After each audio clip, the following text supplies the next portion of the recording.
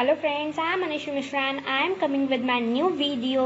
और उस वीडियो का जो टॉपिक है आपको पता चल गया होगा क्योंकि मैंने लास्ट वीडियो में आपको उसका बता दिया था।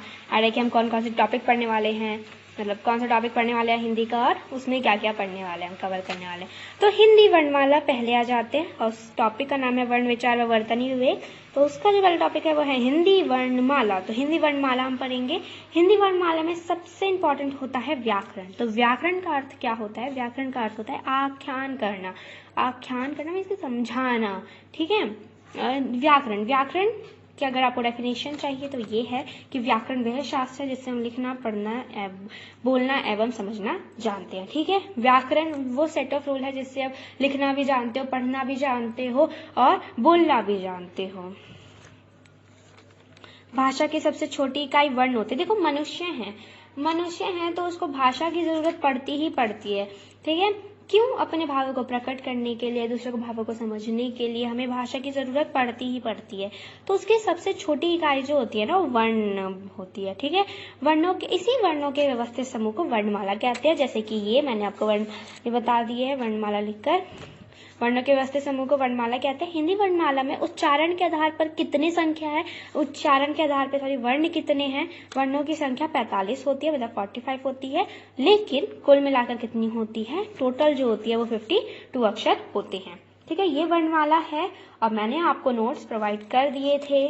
तो इफ आपको उस वीडियो के लिंक में नहीं मिला हो तो इस वीडियो के डिस्क्रिप्शन बॉक्स में जा सकते हैं आप और उस नोट्स का लिंक मिल जाएगा आपको, तब आप ये नोट्स लिख सकते हैं, ठीक है।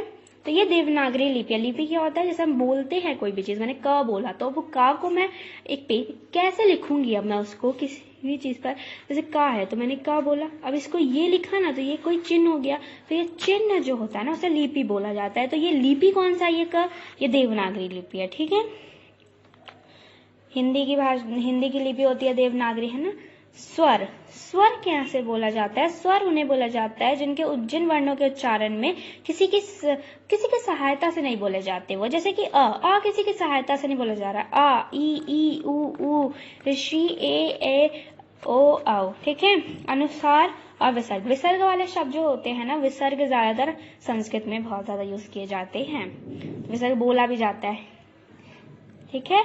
तो ये टोटल 11 होते हैं स्वर, ठीक है। व्यंजन होते हैं जो स्वरों की सहायता से बोले जाते हो, ठीक है। तो व्यंजन क्या होते हैं? जो स्वरों की सहायता से बोले जाते हो।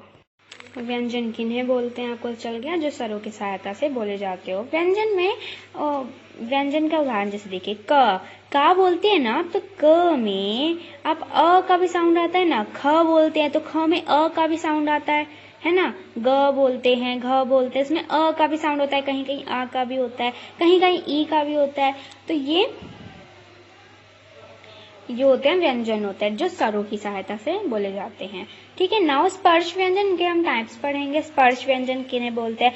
जिन वर्णों के उच्चारण में जिह्वा जो होती है ना, जीभ, वो कोई ना कोई भाग मुख से स्पर्श होती है। मुख के किसी भी, मतलब मुंह के किसी भी भाग से जिह्वा जब टच होते हैं, जितना ज्यादा बोलते हैं उतना आपको पता लगता है। ये डेफिनेशन है ये, लेकिन आप जितना बोलेंगे उतना पता लगेगा आपको, ठीक है। तो आप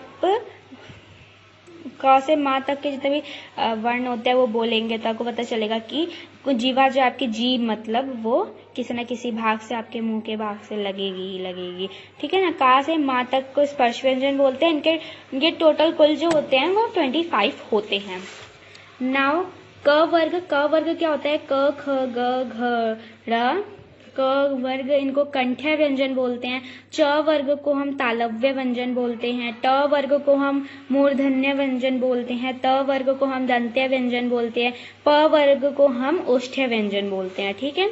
अंतस्थ व्यंजन, इन सबको आप जितना बोलेंगे उतना आपको पता चलेगा, ठीक है। तो अंतस्थ व्यंजन का डेफिनेशन क्या है? जो वर्ण जिनके उच्चारण में वायु मुख में घुमड़कर आती है ना, घुमड़कर बाहर निकलती है, उन्हें अंतस्थ व्यंजन बोलते हैं, ठीक है। ये कुल 4 होते हैं, य र ल व। अब उच्चारण करके देखेंगे य र, धीरे धीरे तो पता चलेगा, ठीक है। ऊष्म व्यंजन, ऊष्म वर्ण क्या होता है? जिनके उच्चारण में वायु घर्षण करके आती हो, बाहर निकलती हो, घर्षण करके बाहर निकलती हो, उन्हें 4 होते हैं कुल, ठीक है। श श स ह। उत्क्षिप्त व्यंजन किन्हें बोलते हैं? जिन वर्णों के उच्चारण में जीभ जो होती है वो उल्टी नोक तालु को छूकर झटके से हट जाती है। जैसे कि आप ड एवं ड बोलेंगे तो आपकी जीभ उल्टी भी हो जाती है, ऊपर से लगती भी है आपके मुख के भाग से और फिर झटके से बाहर आती है। तो वो आप बोलेंगे तो आपको ज्यादा समझ आएगा। ठीक है। संयुक्त व्यंजन, संयुक्त व्यंजन जो वर्ण दो व्यंजनों से मिलकर बनते हैं, ठीक है, उन्हें संयुक्त व्यंजन बोलते हैं। इनके उदाहरण मैं आपको आगे दूंगी और इनके शायद में से नोट्स में छूट गए थे तो वो आप अभी लिख लीजिएगा। कंठीय व्यंजन, कंठीय व्यंजन जिन वर्णों के ध्वनि में उच्चारण जिह्वा के पिछले भाग से तालु का स्पर्श होता हो, ठीक है, पिछले भाग से तालु का स्पर्श होता हो उसे कंठीय व्यंजन बोलते हैं। ठीक है। तालव्य व्यंजन, तालव्य व्यंजन जिन व्यंजनों के उच्चारण में जिह्वा की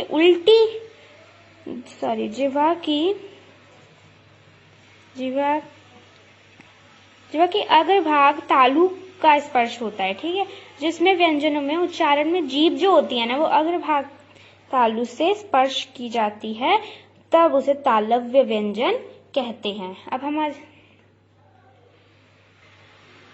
मूर्धन्य व्यंजन, मूर्धन्य व्यंजन वो होते हैं तालु के मध्य भाग को मृधा कहते हैं। तालु के मध्य भाग को हम क्या कहते हैं? मृधा बोलते हैं। ठीक है। जिह्वा निचले भाग से, मृधा के निचले भाग से स्पर्श होना और उससे जो ध्वनि प्रकट होती है उन्हें ही हम क्या बोलते हैं? मूर्धन्य व्यंजन। दंत्य व्यंजन, दंत्य व्यंजन क्या बोलते हैं? दंत्य से हमें साफ पता लग रहा है कि जब जिह्वा जो होती है ना, जिह्वा की नोक जो होती है वो दांतों को स्पर्श करे तो उन व्यंजनों को हम क्या बोलते हैं? दंत्य व्यंजन। ठीक है। ओष्ठ्य व्यंजन, पता लग रहा है हमको कि ओ होठ से जब होता हो कि जिन व्यंजनों के उच्चारण में ओष्ठ द्वारा श्वास का अवरोध होता है, ठीक है, उन्हें ओष्ठ्य व्यंजन। वर्तनी संबंधी अशुद्धियां, हिंदी भाषा में उच्चारण का बहुत महत्व है। हिंदी जब उच्चारण हम डे टू डे लाइफ में अपनी इंग्लिश से ज्यादा हिंदी बोलते हैं ना, तो इसमें उच्चारण का बहुत महत्व है। जैसा आप उच्चारण करते हैं वैसा ही आप लिखते भी है। उच्चारण जैसा करेंगे वैसा लिखेंगे ही। सेम इंग्लिश और हिंदी दोनों में ऐसा होता है। तो जितना बोलेंगे अच्छा, मतलब उच्चारण सही से करेंगे उतना सही से आप लिखते भी हैं। ठीक है। यह जिस प्रकार बोली जाती है उसी प्रकार लिखी भी जाती है। ठीक है। यहाँ पे लिखी आएगा, लिखी भी जाती है। अशुद्धियां थी ये जो मैंने आपको, जिसके नोट्स मैंने आपको प्रोवाइड कर दिए थे। तो इसमें क्या क्या अशुद्धियां थी आपको पता चल गया था। ये अशुद्ध था और ये शुद्ध शब्द था, जैसे कि ऋतु, वृक्ष, श्रृंगार, गृहस्थी, सेना, कैसे ऐश्वर्य, ऐनक, नैन, ये सब जो थे ये वर्तनी संबंधी अशुद्धियां थी। वो मैंने आपको दे दिया था नोट। और अभी भी आपको नोट नहीं मिला है तो आप इस वीडियो के डिस्क्रिप्शन बॉक्स में जा सकते हैं, तो आपको वीडियो के नीचे डिस्क्रिप्शन बॉक्स में इसका लिंक मिल जाएगा नोट्स का, तो आप लिख सकते हैं। और if आपके पास पहले से हो तो लिखने की जरूरत नहीं पड़ेगी। लेकिन ये जो नोट्स हैं बहुत ही ईजी वे में लिखे गए हैं, जिससे आपको समझ में भी ऐसे आएगा। तो अभी तक आपने मेरे चैनल को सब्सक्राइब नहीं किया है तो please subscribe my channel and like the video.